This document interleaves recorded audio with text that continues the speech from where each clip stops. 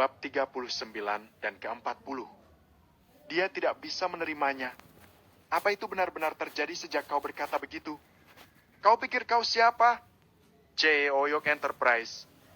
Menurutmu, kau adalah kerabat mereka karena memiliki nama keluarga yang sama dengan mereka.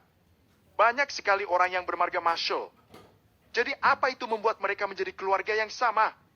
Lillian sangat marah tentang banyak hal dan dia sangat murka. Harvey hendak mengucap. Tetapi Mandy keluar dari kamar tidur. Dia kemudian berkata, Bu, Harvey tidak ada di sana hari ini. Kita tidak bisa menyalahkannya. Tapi Zack, dia terlalu tidak tahu malu. Selain itu, Harvey telah membantuku meminjam $800.000 dan dia telah membantu menyelesaikan keadaan darurat yang ada. Bisakah ibu? Apa? Memperlakukannya lebih baik? Lihat penampilannya yang lusuh. Dia tidak terlihat seperti seorang pangeran meskipun dia mendandani dirinya dengan baik. Lillian memarahinya. Dia sekarang lupa mengungkit perceraian. Cepat masak sekarang. Kuperingatkan kau ya. Jika kau ingin tinggal di keluarga kami, lebih baik kau berperilaku baik. Jika tidak, aku akan memberi pelajaran. Harvey tidak peduli omongan Lillian. Dia hanya melirik Mandy dengan bingung. Kapan dia mulai peduli padaku? Bu, kau mau makan apa? Aku akan memasak sekarang. Harvey tampak bahagia. Persetan! Lillian memarahinya dengan keras. Mengapa ada orang yang tidak berguna seperti itu? Masih saja tampak bahagia setelah dimarahi seperti itu. Keesokan paginya, Zack mengendarai BMW-nya dan pergi ke York Enterprise dengan gembira. Setelah dia mengungkapkan identitasnya kepada mereka, resepsionis wanita itu membawanya ke ruang resepsi di perusahaan dengan hormat. Melihat bagaimana resepsionis itu berperilaku, Zack hampir tertawa terbahak-bahak. Mandy jelas yang mendapat kontrak itu. Tetapi sekarang, seluruh kontribusi Mandy menjadi miliknya. Zimmer telah menandatangani kontrak dan mempersiapkannya dengan baik. Selama dia mengirimkannya ke York Enterprise, mereka akan bisa mendapatkan dana setelah mereka mengerjakan beberapa detail lebih lanjut dengan York Enterprise. Jumlah $50 juta. Ketika Zack memikirkannya, ada begitu banyak ruang baginya untuk melakukan semacam trik licik dengan uang sebanyak itu. Paling tidak yang bisa dilakukan dengan kontrak itu adalah mengubah kendaraannya menjadi mobil sport baru. Dia tertawa dalam hati. Selain itu, dia dianggap sebagai orang yang memberikan kontribusi terbesar pada generasi ketiga keluarga Zimmer. Sejak saat itu, Zimmer akan menjadi miliknya. Saat Zack memikirkan hal itu, dia melihat seseorang dari sudut matanya. Dia hampir melompat kegirangan. Dia pergi ke pintu ruang tamu dan memarahi. Harvey, kau benar-benar tidak tahu malu. Siapa yang memintamu datang ke sini dan mempermalukan dirimu sendiri?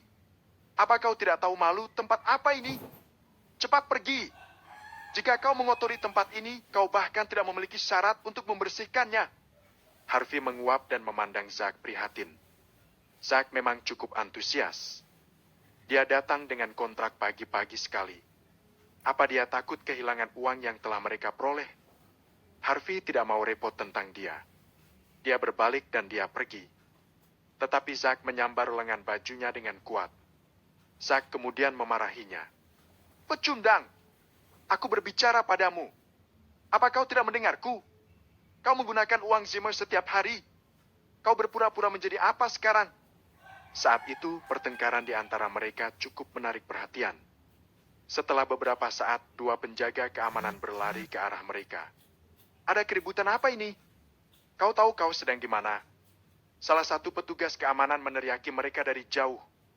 Mendengar itu, Zack melepaskan genggamannya dengan cepat. Dia kemudian berkata dengan malu-malu. Tuan-tuan, ini adalah orang yang tidak berguna dari keluarga Zimmer. Saya takut dia datang ke sini hanya untuk membuat kekacauan. Anda datang tepat waktu. Cepat usir dia dari tempat ini. Jangan biarkan dia menghalangi. Kedua penjaga keamanan itu telah melihat wajah Harvey dengan jelas sekarang. Mereka menjadi sangat canggung. Bukankah itu CEO baru kita? Dia memecat kepala keamanan secara langsung sehari sebelumnya. Siapa lelaki ini? Apa dia tahu apa yang dia lakukan sekarang? Salah satu penjaga keamanan hendak mengatakan sesuatu, tetapi Harvey menggelengkan kepalanya sedikit dan menghentikannya. Dia kemudian berkata dengan tenang, "Zack, aku datang untuk melamar pekerjaan. Ini bukan urusanmu. Melamar pekerjaan? Hanya melihatmu. Kau itu pecundang. Jenis pekerjaan apa yang bisa kau lamar di sini? Aku yakin tidak ada yang mau mempekerjakanmu sebagai penjaga keamanan di sini, benar kan?"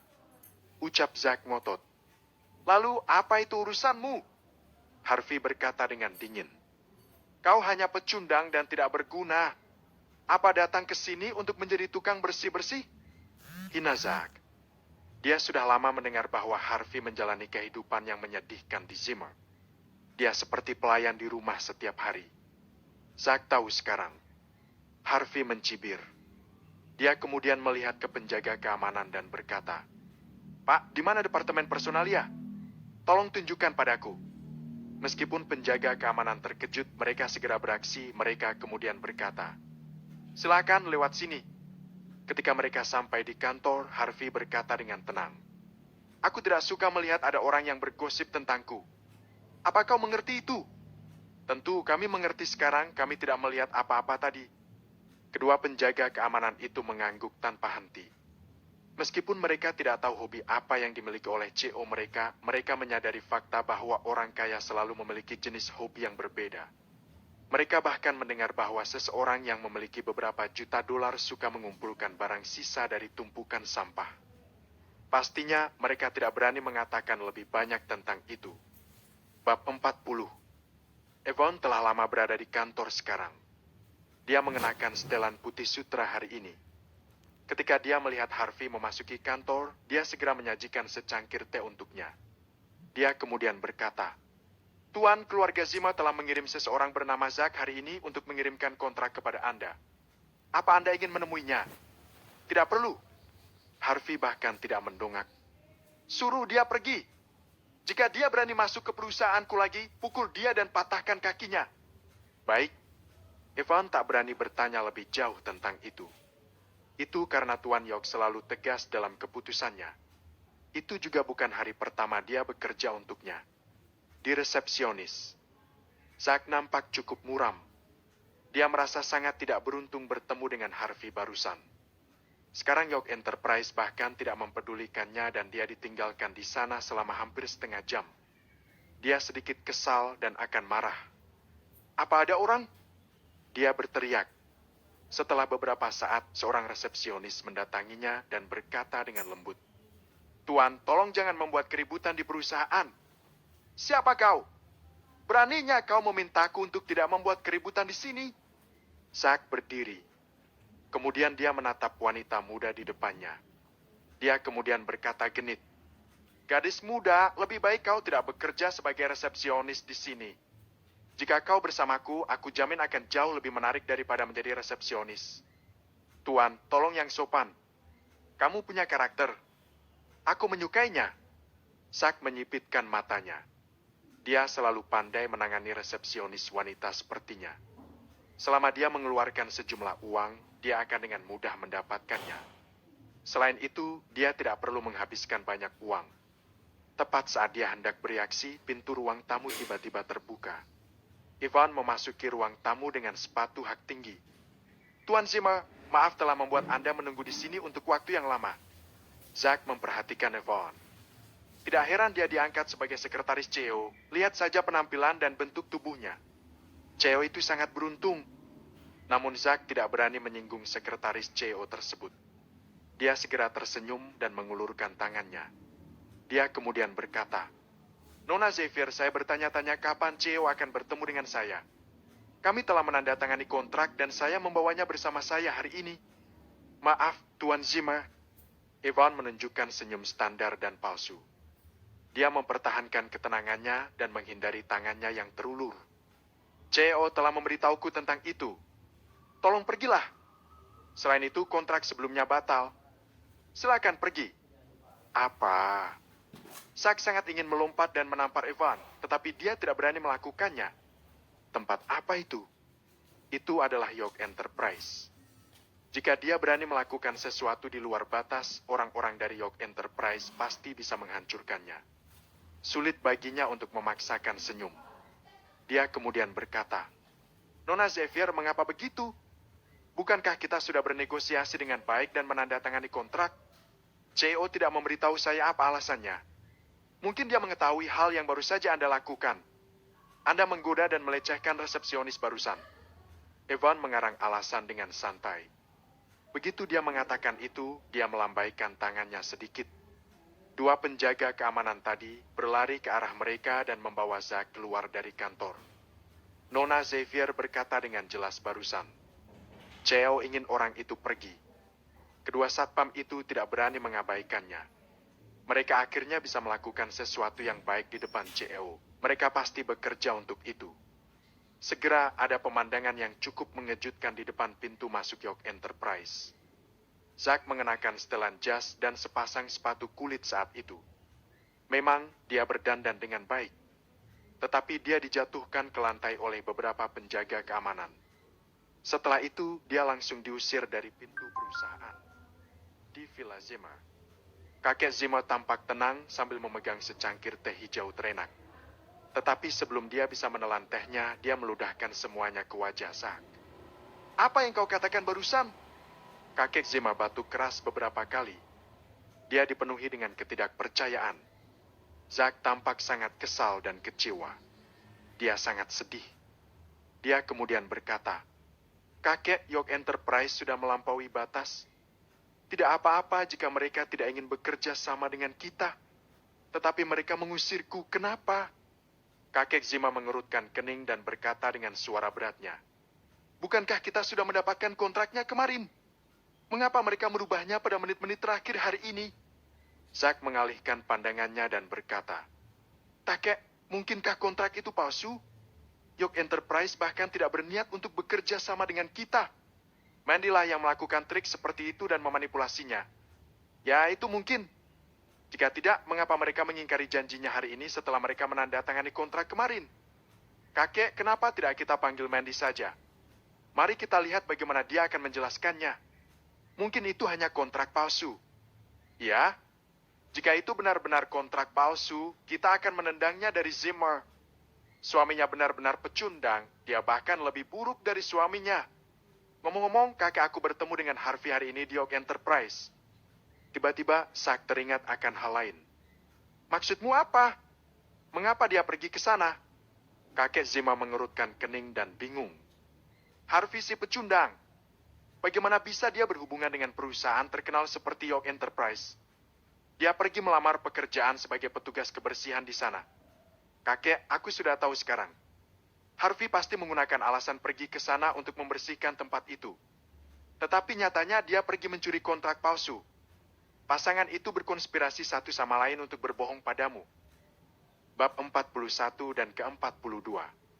Zack yakin dia telah mengungkap kebohongan. Ya, pasti begitu. Tidak ada kemungkinan lain. Jika tidak, bagaimana bisa fakta kontrak mereka terlihat seperti nyata? Tapi mereka sangat bodoh. Tidak terpikir oleh mereka bahwa kebohongan mereka akan terungkap secepat ini. Ya, mungkin itu kenyataannya. Kakek Zima, panggil mereka pulang, kita akan membahasnya nanti. Itu benar. Kita sudah lama tahu tentang hal itu, sekarang menantu yang menumpang itu hanyalah pria yang tidak berguna. Tadi duga dia menjadi pencuri. Selain itu, kenapa bisa Mandy membawa pulang kontrak palsu? Ini adalah penghinaan yang luar biasa bagi Zimmer. Anggota keluarga Zimmer menggemakan apa yang dikatakan yang lain dengan keras. Mandy bertindak kelewatan. Itu adalah investasi dengan jumlah 50 juta dolar. Banyak dari kita bisa mendapatkan banyak manfaat dan menikmati hidup mewah karenanya. Berani-beraninya dia mengambil kontrak palsu dan membodohi kita. Dia pantas diberi hukuman berat. Kakek Zimmer tidak berekspresi. Dia mengeluarkan kontrak yang tidak berlaku dan meliriknya beberapa kali. Kemudian dia berkata dengan dingin, minta Lillian untuk memanggil mereka pulang. Jika mereka tidak memberi kita penjelasan logis hari ini, kita akan meminta mereka untuk keluar dari Zimmer. Banyak dari Zimmer saling memandang dengan mengangguk berulang kali. Itu hal yang bagus. Tanpa Mandy di keluarga mereka, mereka akan bisa mendapatkan bagian properti yang lebih besar di masa depan. Mereka sangat ingin Mandy dan keluarganya diasingkan dari keluarga besar. Di York Enterprise. Harvey hampir membaca seluruh dokumen di perusahaan selama 2 hari itu. York Enterprise pada awalnya adalah perusahaan investasi. Tetapi sepupunya Bell telah melakukan banyak investasi yang tidak berguna di masa lalu dan dia telah membuat perusahaan menderita kerugian drastis. Dia bahkan tidak mengelola perusahaan dengan baik dan keuntungan yang mereka peroleh selama setahun sebelumnya kurang dari 15 juta dolar. Keuntungan seperti itu dianggap sangat kurang untuk perusahaan yang bernilai 1,5 miliar dolar. Beruntung begitu Harvey dilantik sebagai CEO, dia membatalkan beberapa kontrak yang belum terlaksana. Perusahaan kemudian dapat istirahat dari kerugian yang signifikan. Selain itu, mereka perlu lebih berhati-hati dengan investasi di masa depan. Harvey telah membaca keseluruhan semua proyek investasi sebelumnya. Terkecuali proyek Zima tentang pusat perbelanjaan, satu-satunya proyek lain yang cukup berharga adalah proyek kota otomotif. Harvey membaca informasinya. Ia teringat sepeda listriknya rusak dan cukup merepotkan jika dia selalu meminta Evan untuk menjemputnya. Dia harus punya mobil sekarang. Dia bisa pergi dan membeli mobil hari ini dan pada saat yang sama, dia bisa pergi dan menyelidiki apakah bisnis pusat otomotif itu memiliki nilai investasi. Setelah dia meminta Ivan menelpon pusat otomotif itu, dia tidak memintanya untuk mengantarnya ke sana. Namun, dia mengendarai sepeda listriknya dan pergi ke pusat otomotif. Pusat otomotif itu sendiri adalah area jual otomotif komersil jenis baru. Area ini tidak hanya digunakan untuk menjual mobil merek tertentu. Namun, semua merek mobil mewah dirakit di sana. Penjualan mobil eksklusif dan konsumen lebih nyaman memilih lalu membeli mobil yang mereka inginkan. Pastinya orang yang bisa pergi ke sana dianggap cukup kaya dan bergengsi. Ketika Harvey sampai di pusat otomotif, dia tidak bisa berkata-kata. Banyak mobil mewah terparkir di pintu masuk pusat otomotif, seperti BMW, Audi, dan Mercedes-Benz. Jelas bahwa orang yang bisa pergi ke sana dan membelinya adalah orang kaya. Dia memarkir sepeda listriknya di sana dan tentu menjadi pemandangan yang tidak menyenangkan. Tetapi itu tidak masalah baginya. Dia memarkir sepeda dengan baik dan memasuki tempat itu. Cukup banyak mobil mewah yang dipajang di sana. Ada berbagai macam merek mewah. Tetapi saat itu tengah hari, jadi tidak banyak pelanggan. Beberapa penjual berkumpul dan mengobrol. Ketika mereka melihat Harvey memasuki tempat itu, mereka tidak menggubrisnya. Harvey berpakaian lusuh dan dia bahkan datang dengan sepeda listrik. Dia mungkin semacam pekerja yang bekerja di pabrik terdekat. Dia mungkin pergi ke pusat otomotif itu untuk menikmati sistem AC di sana dan mungkin ingin mengambil beberapa foto untuk diposting di media sosial untuk pamer. Mereka sudah begitu sering melihat orang-orang seperti itu sehingga mereka tidak mau melayani mereka. Tidak ada yang mau menghampiri dan melayaninya, tetapi dia tidak terburu-buru. Bagaimanapun, dia pergi ke sana untuk meriset tempat itu. Jadi, dia melihat sekeliling. Bahkan membuka pintu mobil favoritnya dan masuk dalam mobil untuk duduk sebentar. Pada saat itu, seorang penjual yang tampak seperti supervisor tidak tahan lagi melihatnya. Para pekerja ini hanya suka datang dan mengambil foto. Tidak apa-apa. Tapi kenapa mereka harus masuk ke mobil begitu? Apa mereka mampu mengganti jika mereka merusak mobilnya? Tuan, halo. Bolehkah saya tahu jika Anda pergi ke toko yang salah? Dealer Kia ada di jalan lain. Kata wanita berjas profesional yang berjalan mendekat dan tersenyum padanya. Kia? Harvey tercengang sesat. Dia kemudian tersenyum dan berkata, saya tidak ingin membelinya. Saya datang untuk melihat BMW, Audi, dan yang lainnya. Saya mencoba untuk melihat apakah ada yang menarik di mata saya. Lalu, apakah Anda telah menemukan mobil yang sesuai dengan keinginan Anda? Gadis penjual cantik itu memasang senyum palsu standar. Dia dipenuhi dengan penghinaan yang tidak bisa sembunyikan. Apa orang ini pandai berpura-pura? Dia jelas orang miskin. Dia juga memiliki rambut yang berantakan. Bagaimana bisa dia berpikir dia boleh bersandiwara di sini? Apa dia menonton terlalu banyak video dan lelucon online? Bab 42. Mana mungkin orang susah seperti dia mampu membeli mobil apapun di pusat otomotif ini? Tuan, bagaimana dengan ini? Melihat pembawaan Anda, menurut saya mobil ini cocok untuk Anda. Gadis penjual yang cantik itu memandang Harvey merendahkan. Dia menunjuk langsung ke sebuah Porsche Panamera yang tidak jauh dari sana sambil tersenyum tipis, berkata, "Bagaimana dengan ini? Anda dapat mengendarai mobil ini keluar. Jika tidak ada wanita yang menaiki mobil Anda dalam jarak dekat, Anda mungkin terlalu menakutkan." Harvey merasa geli. Dia berjalan ke sana dan melirik ke mobil. Lalu dia berkata, "Ya, lumayan. Tapi sudah lama sekali sejak terakhir kali saya mengendarai mobil. Mengapa Anda tidak mengatur waktu untuk uji jalan? Jika cocok, saya akan mengambil yang ini." "Uji jalan? Untukmu?" Gadis penjual yang cantik itu benar-benar tertawa. Tidak pernah terpikir olehnya bahwa ada orang yang bisa begitu tidak tahu malu seperti Harvey. Mengapa dia begitu berani meminta uji jalan mobil yang harganya sekitar $400.000? "Tuan, tolong pergi sekarang. Kami tidak menerima Anda di sini. Jika Anda ingin membuat lelucon, bisakah Anda pergi saja ke tempat lain?" Harvey tercengang dan bergumam dalam hati. "Sial, apa dia mengusir aku dari tempat ini? Bagaimana bisa mereka ingin aku berinvestasi, sedangkan mereka berperilaku dan bersikap seperti ini?" Harvey hendak mengatakan sesuatu. Pada saat itu, dia melihat seorang pria dan seorang wanita memasuki tempat itu. Ketika dia melihat siapa wanita itu, ekspresi wajahnya menjadi sangat buruk dalam sekejap. "Mandy," Harvey mencibir dalam hati. "Aku baru saja memberimu $800.000 untuk menyelesaikan masalahmu. Tapi kau punya simpanan lain." Ada seorang pria di samping Mandy. Rambutnya disisir dengan rapi dan dia mengenakan jas dengan sepasang sepatu kulit. Bahkan ada jam tangan yang besar berwarna emas mengkilap di pergelangan tangannya. Pembawaan dirinya cukup gagah dan dia juga sedikit tampan. Meski Mandy enggan, dia tetap tersenyum ramah. Namun, dia cukup gelisah saat itu. Kevin Quinn adalah sepupu Angel, dia dianggap seorang pria yang sukses. Lillian bahkan menganggap bahwa dia adalah calon menantu terbaiknya. Berdasarkan apa yang dikatakan oleh Lillian, banyak orang berusaha untuk mendapatkan perasaan Mandy. Selain itu, Kevin adalah orang yang paling membuatnya senang di antara orang-orang lain. Dia tidak hanya tampan, tetapi dia juga presiden pusat otomotif itu. Jumlah uang dan sumber daya yang dia miliki juga cukup tinggi.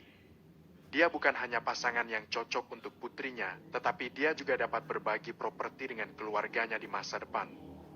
Dia tidak seperti Harvey yang tidak lain hanyalah seorang pecundang. "Tuan Quinn!"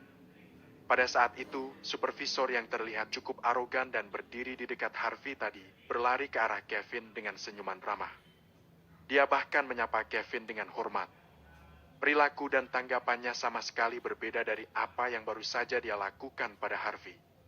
Kevin mengangguk dan berkata, "Nona Xavier dari York Enterprise baru saja menelpon. Dia memberitahu saya bahwa CEO mereka akan datang untuk riset di sini. Apa kau sudah menerima dia?" Wanita itu menjawab dengan cepat. "Belum, saya mendengar bahwa CEO mengendarai Bentley. Saya telah mengawasi sejak tadi. Belum ada mobil yang datang." Kevin mengangguk. Dia tidak terburu-buru. Kemudian dia tersenyum dan berkata pada Mandy, "Mandy, bagaimana kalau kita duduk sebentar di kantor?" Saat itu, Mandy sedikit kikuk. Dia lalu mengangguk perlahan.